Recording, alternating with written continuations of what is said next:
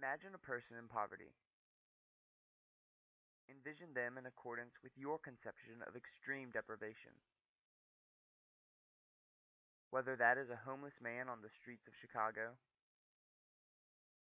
or a single mother from Dallas who has to work two jobs to make ends meet,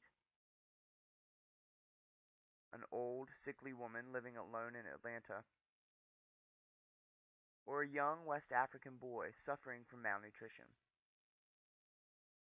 However you imagine what a person in poverty looks like, focus on that depiction. Now ask yourself this question. Do you care about their well-being? There is an intuitively compelling notion that humans should care about other people's well-being, but a justification for this intuition is needed to create a consistent moral philosophy that can be applied to situations that are not so obvious. Moreover, a justification can be beneficial in motivating people to do more to alleviate poverty and poverty-related hardships. To come up with a completely satisfactory justification for this intuition may not be possible in this presentation, but we will attempt to provide what we think is the most philosophically compelling argument for why we should address poverty. We believe that Thomas Pogge has articulated a credible hypothesis for how institutions play a causal role in perpetuating global poverty. In essence, Pogge argues that the global political and economic system established by Western liberal democracies for their own benefit actively and wrongfully harms the world's poor. Global poverty is not merely a result of industrialized nations doing too little to help the impoverished, but rather the consequence of an economic arrangement that harms the poor.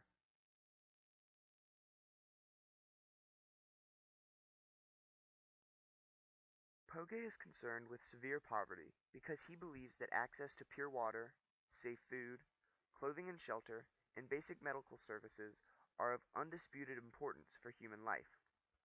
For Pogge, the fundamental importance of these basic necessities supports the idea that they are pre-existing moral human rights.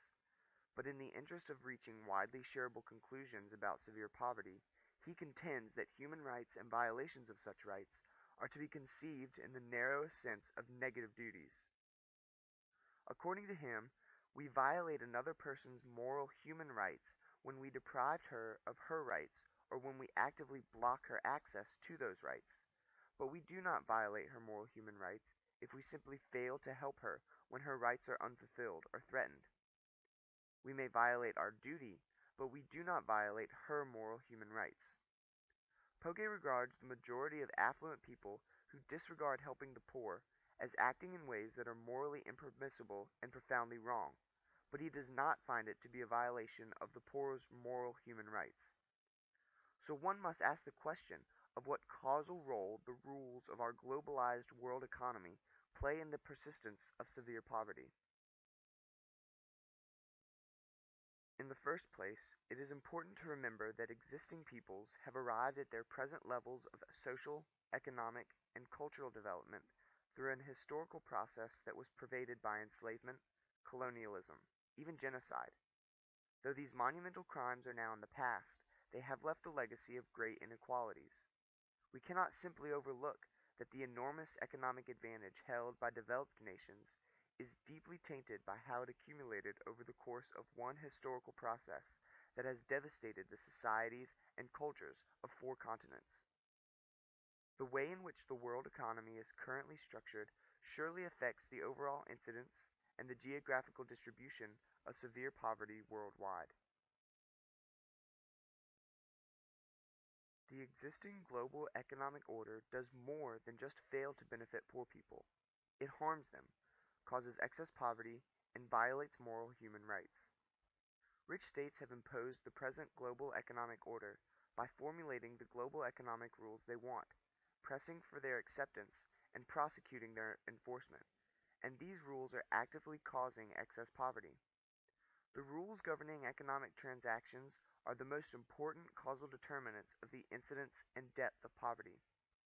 These rules have created an elaborate system of treaties and conventions about trade, investments, loans, patents, and much else. The governments of affluent countries ruthlessly advance their own interests by designing and maintaining a global economic order that foreseeably produces excesses of extreme poverty. The imposers of this unjust social order act with willful indifference to the enormous harms they cause in the course of advancing their own interests. Why we champion Poge is because he assigns responsibility to his audience for the government that represents them and calls upon us to fight the willful indifference that is widely ingrained in Western consumerist society. Because we benefit from a system that violates the rights of the poor and poor nations, we have a moral obligation to change the rules of the game so that it respects the rights of individuals, regardless of where they live. Garrett Hardin would refute even Poge's modest proposal that we have negative duties to not harm the poor. In his Lifeboat Ethics, Hardin concludes that the relatively wealthy should not give up their seat in the boat of life because of the scarcity of available resources on the earth.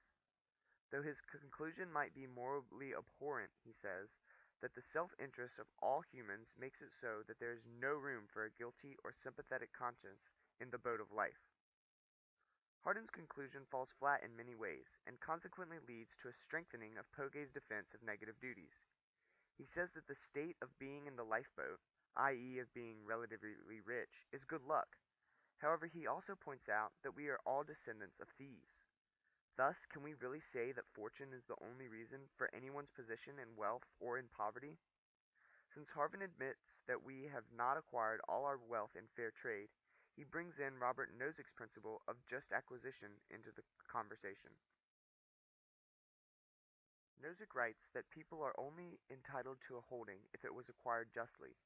This roughly means that the holding was either unheld and became held, or that it was acquired in a transfer in which both parties agreed.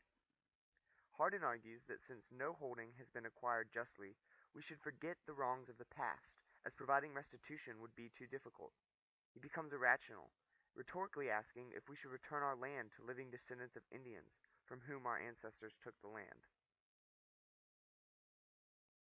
The World Trade Organization has established rules that favor the affluent countries by allowing them to protect their markets through quotas, tariffs, anti-dumping duties, export credits, and subsidies to domestic producers in ways that poor countries are not permitted or cannot afford to match. This results in annual loss of $700 billion in export opportunities for the poor nations.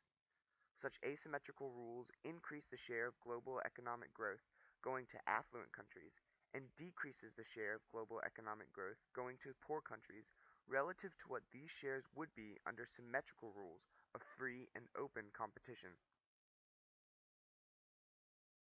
Current global rules harm the poor in more than just unfair trade policies. Wealthy nations are not required to pay for the negative externalities that they impose on the poor, such as the changing environment and climate as a result of pollution. The rules regarding intellectual property rights and the current regime for rewarding and encouraging medical research are established to benefit the rich nations. Because wealthy nations do not have a global minimum wage or global regulations on working hours and working conditions, the poor countries compete in a race to the bottom in which poor countries compete for foreign investment by outbidding each other by offering more exploitable resources. The reason why we should alleviate poverty is not because we need to be generous.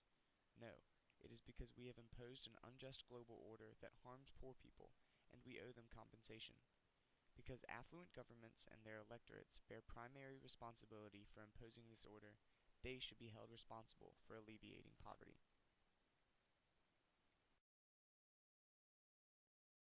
Poge believes that the present institutional order is unjust on its face and discriminatory in its effects to the advantage of the affluent countries and to the detriment of the poor.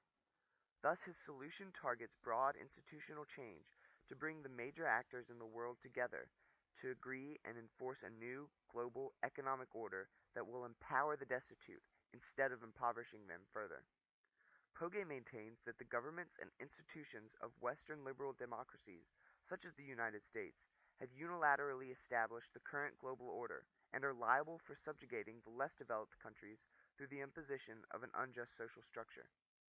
He contends that governments are required to impose social institutions that do not threaten human rights. Poge challenges us to take into account historical circumstances surrounding human suffering. He is not challenging anyone to fulfill a supererogatory duty. Rather, he is simply calling on people, by amending the social arrangements they create to cease from doing things that directly cause human suffering.